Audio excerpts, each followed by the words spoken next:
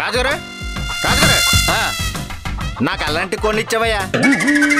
బంగారం లాంటి కోడిని ఇచ్చాను. ఒక్క బంగారం తస్సది ఒక్క దెబ్బకు పారిపోయింది. అది పంది మొత్తం ఓడిపోయాను. అసలు ఆ జాతి ఏంటో తెలుసా? ఏంటి ఆ?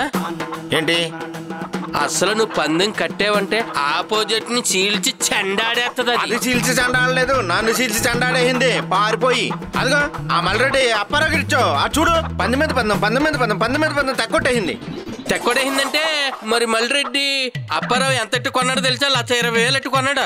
అమ్మ తసది అంటే డబ్బులు ఎక్కువ వచ్చిన వాడికి మంచి కూడా ఇచ్చి తసది అంటే నువ్వు చెప్పిందే నేను ఇచ్చాను కదా. నువ్వు ఎంత ఇచ్చావు? 20 ఇచ్చాను. 20,000కి 1,20,000కి అన్న తేడా ఉందా? మరి ముందు చెప్పాలి ఆ ముక్క. ఏది నువ్వేమన్నావు? ఏమండి రాజుగారు, నాకు ఈ రేట్లో మంచి కోడి కావాలండి అన్నావు. ఆ రేట్ ఎంత అన్నా పర్లేదు, ఎటువంటి కోడి అయినా పర్లేదంటే మంచి రాజుకోడిని ఇచ్చాను నీకు. మంచి జాతి ఉన్న కోడిని. తొక్క ఆ కోసుకుంటా కూడా పనికిరాదు.